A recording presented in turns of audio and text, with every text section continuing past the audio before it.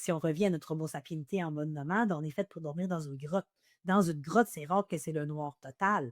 Je pousse plus loin. Dans ma grotte, il y a toujours d'autres homo sapiens pour que je me sente en sécurité. D'où la pratique du cours d'eau qui peut favoriser le sommeil nocturne. Fait que c'est faux de penser que ça fonctionne exactement pareil. C'est faux de penser que c'est complètement différent aussi, mais de mieux comprendre pourquoi un enfant se réveille la nuit, pourquoi les siestes sont souvent plus difficiles à stabiliser. Ben, c'est toutes des choses qui peuvent aider. Puis pourquoi on fait des siestes?